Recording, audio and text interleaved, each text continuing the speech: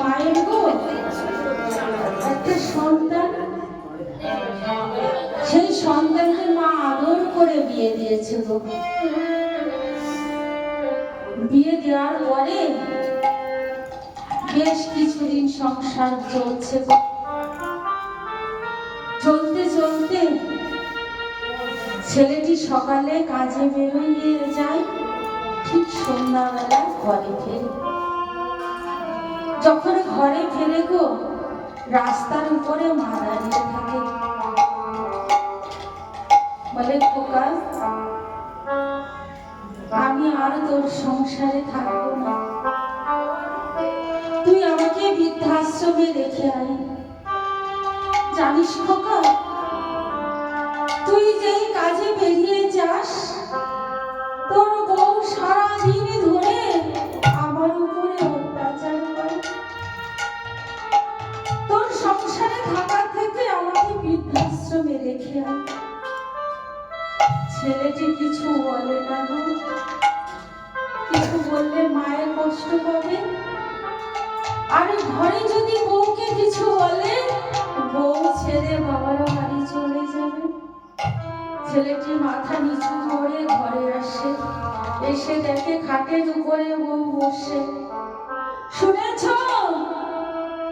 তোমার মা সারাদিন আমাকে অত্যাচার করে, আমি তোমার সংসার করব না, তুমি আমাকে বাবার বাড়ি রেখে এসো। ছেলেটি বউটাকেও কিছু বলে না, মাথা নিচু করে চুপ করে শোনে। আবার সকাল হয়ে কাজে বেরিয়ে যায়। প্রত্যেকদিন শুনতে শুনতে ছেলেটির ধৈর্য হারিয়ে গেল। যেই বলেছে গো, বলছে তোমাদের এই সংসার আর করবো না, রইল তোমাদের সংসার, আমি সংসার ছেড়ে চলে যাব। ওই যে আশ্রম আছে, ওই আশ্রমে গিয়ে মন্ত্র গ্রহণ করে আমি গোবিন্দ সেবা করব। সংসারে ছেড়ে দিয়ে ছেলেটি সেই আশ্রমে চলে গেল। গিয়ে সেই আশ্রমের গুরুজির চরণ দুটি জড়িয়ে ধরেছেন, ধরে বলছেন গোসাই আমাকে মন্ত্র দিন, আমি আর সংসার ধর্ম করব না, আমি আপনার আশ্রমে থাকব, আমি গোবিন্দ সেবা করব। বাবা আমি তো এই আশ্রমে আসা মাত্র কারো মন্ত্র দিই না, তুমি এসেছো ঠিক আছে, তুমি এক কাজ করো, ওই দেখো ওখানে একটা কলসি আছে, ওই কলসিটা নিয়ে ওই দেখো পাশে পুকুর আছে, ওই পুকুর থেকে জল নিয়ে এসে আমার আশ্রমে যত তুলসী গাছ আছে সেই গাছের গোড়ায় ঢালবে। যখন আমি বুঝবো যে তোমার মন্ত্র দেওয়ার সময় হয়েছে তখন আমি মন্ত্র দেব। ছেলেটি কলসি মাথায় করে ওই পুকুর থেকে জল আনে আর ওই তুলসী তলায় ঢালে। মাগো দেখতে দেখতে 1 মাস হয়ে গেছে, কিন্তু ছেলেটির মন্ত্র দেয়নি। আবার ছেলেটা ধৈর্য হারিয়ে ফেলল। আমি 1 মাস ধরে জল আনি আর ঢালি, উনি গুরু আর আমি কি গরু? সারাদিন ধরে আমাকে খাটাচ্ছে, 1 মাস হয়ে গেল এখনো আমাকে মন্ত্র দিল না। আজ গুরুর একদিন কি আমার একদিন। যেতে গিয়ে আমার ভাবছে কি যে কলসিতে করে আমার প্রত্যেক দিনই জল ঢালতে হয়, ওই কলসিটাই আগে ভেঙে ফেলবো, তাহলে তো আমার জল আনতে হবে না।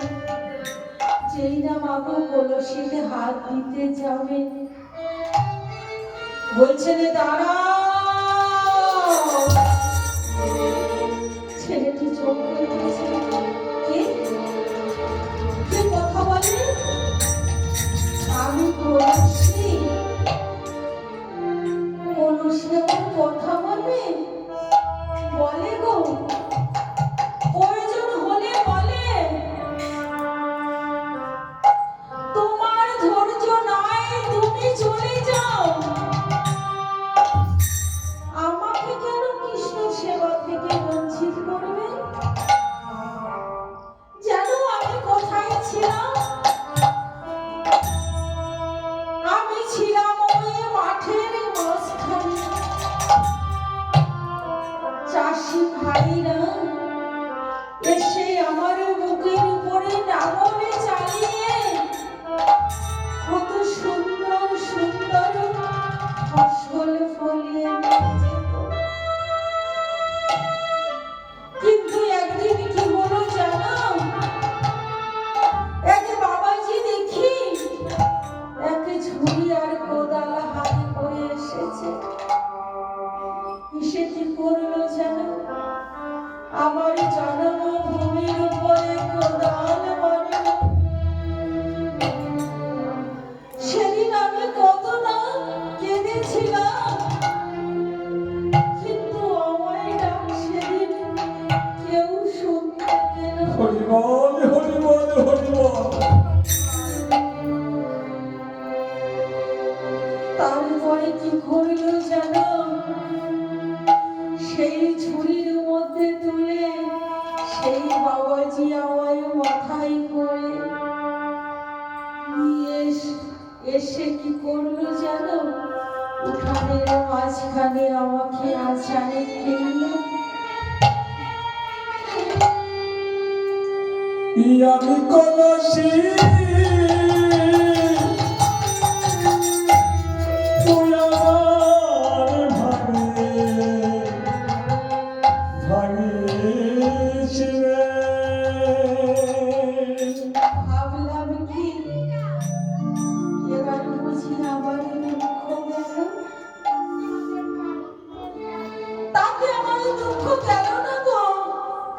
কি করলো জানো?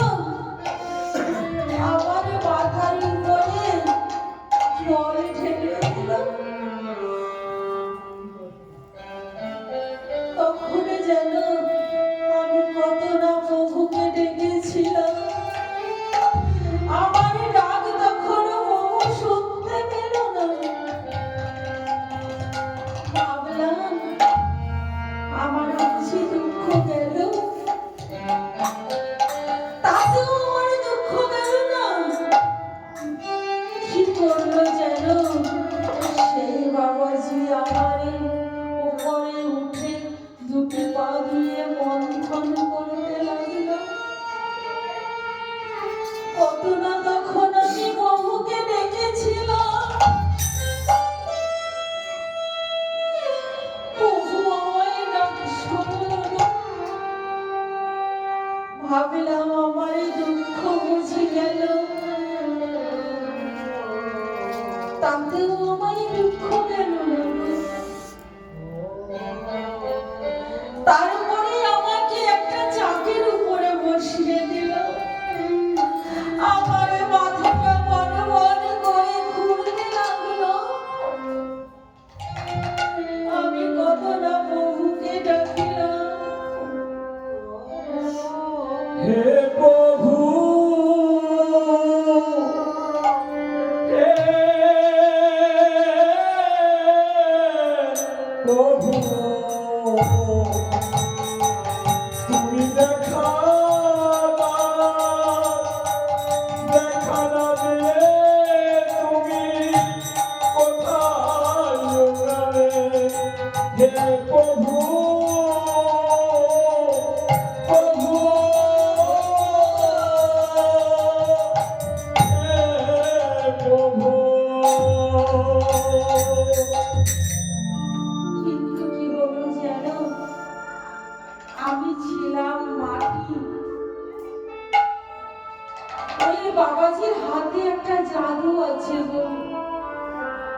সেই আমার মাটিকে একটা কলসি তৈরি করে ফেললাম।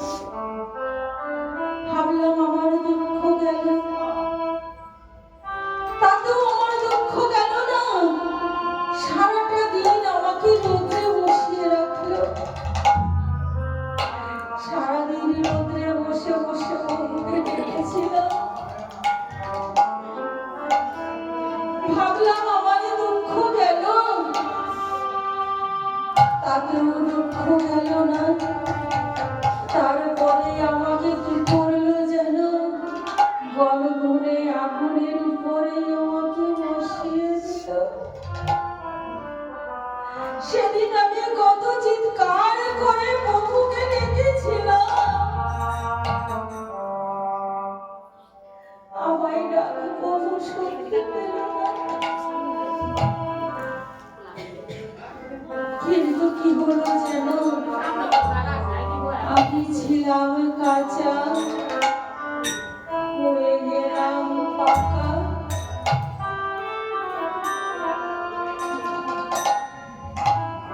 মাগো যারা কৃষ্ণ ভক্ত হয়, সারা জনম প্রভু আমায় তাদের কাঁদিয়ে যায়। যে যত কাঁদবে সে তত তাড়াতাড়ি প্রভুর চরণ পাবে। বলবে কেন গো মা, কাঁদলে প্রভুর চরণ আগে পাবে কেন? মাগো স্বর্ণকার খাঁটি সোনা করবার জন্য আগুনে পুড়িয়ে পুড়িয়ে সেই সোনাটা খাঁটি করে নেয়। তাই আমার প্রভু ভক্ত যদি পায়, তাকে কাঁদিয়ে কাঁদিয়ে খাঁটি করে তারি চরণে ঠাই দেয় গো নিগায়।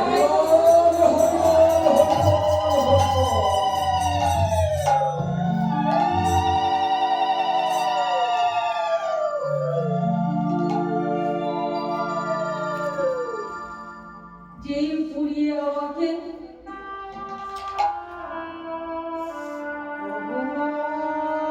প্রভু গো, প্রভু গো, আমি হয়ে গেলাম পাকা। ছিলাম আমি কাঁচা, এখন আমি হয়ে গেলাম পাকা।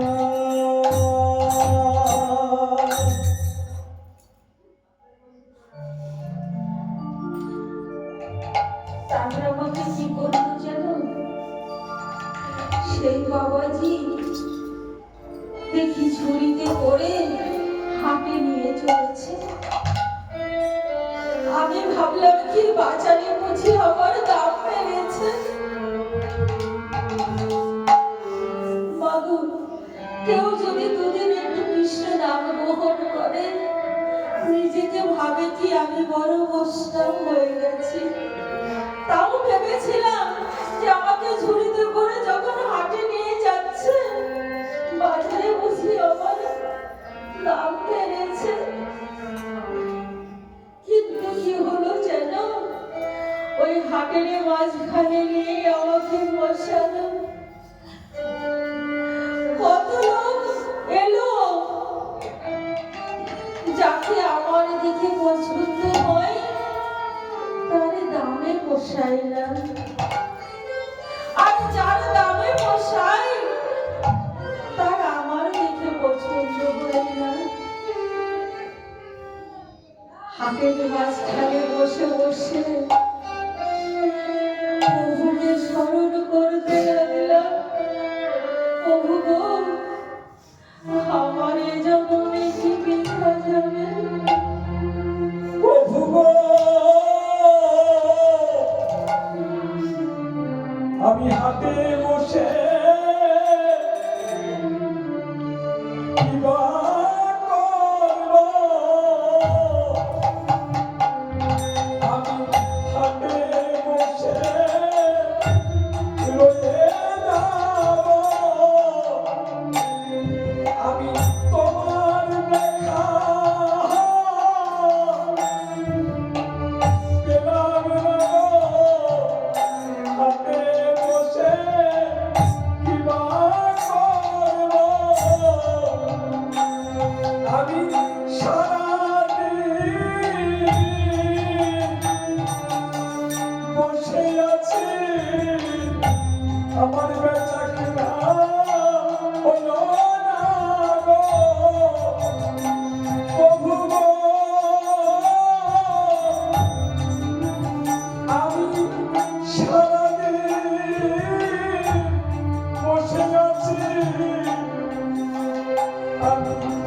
তোমার দর্শন পেলাম না গো। বন্ধু গো, আমি একা হাতে বসে আছি, তোমার দর্শন পেলাম না গো।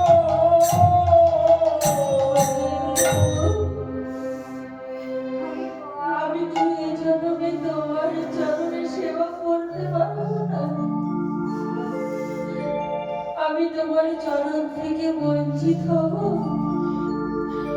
তাই হাটের মাঝে বসে বসে কাঁদলাম। হরি বল, হরি বল, হরি বল।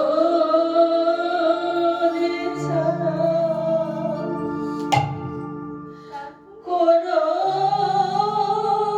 না গো। প্রভু আমার ক্ষমা, চরণে ছাড়া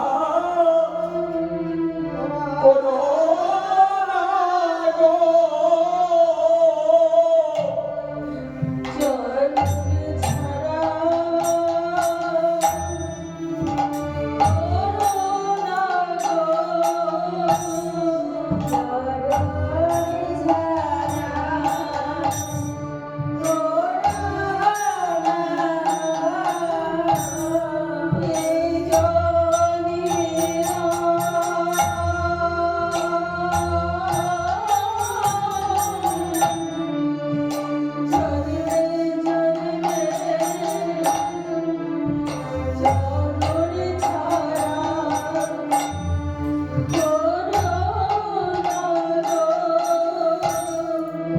এ জন্মে নয়,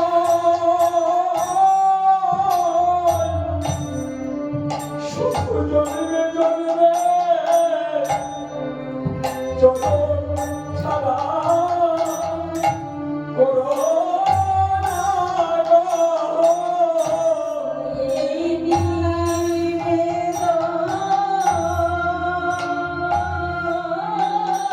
হরি বল, হরি বল।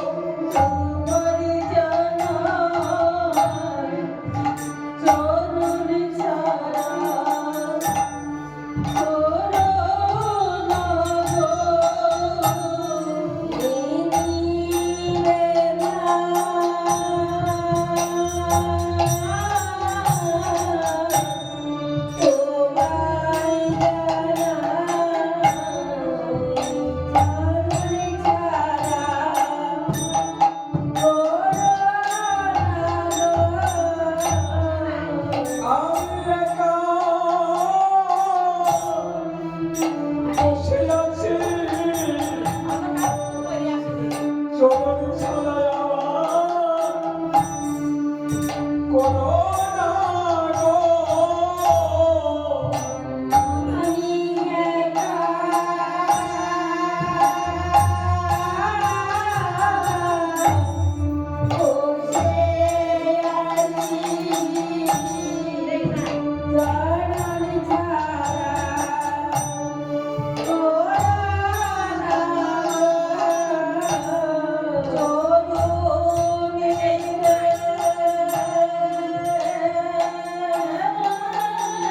বিদায়ী গৌর, হরি বল, হরি বল।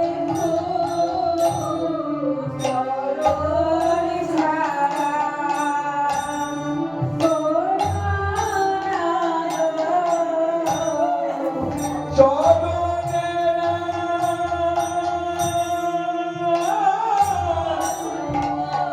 বসে দেখো, চরণ ছাড়া আমার করো না গো।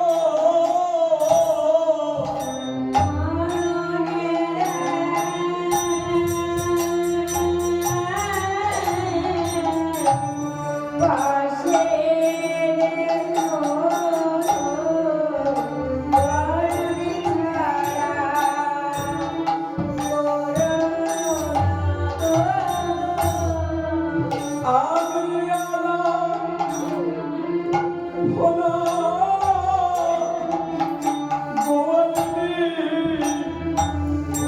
চরণ ছাড়া আমার করুণা গো।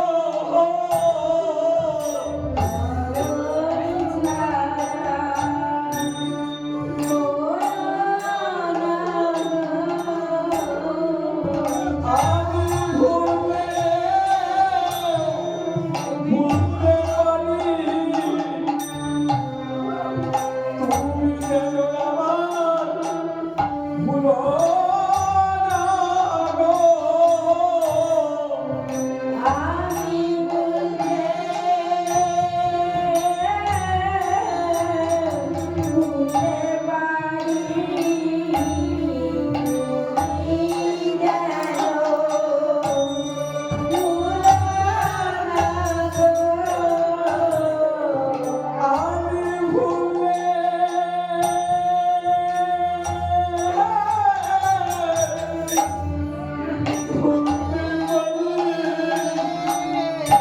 তুমি যেন ভুলো না গো। আমি ভুলতে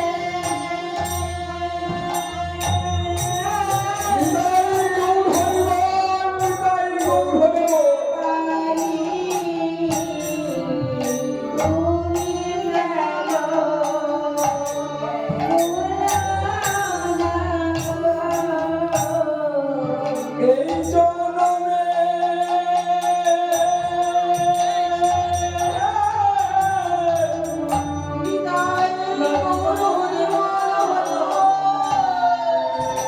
আর জনম আমার ভুলো না গো।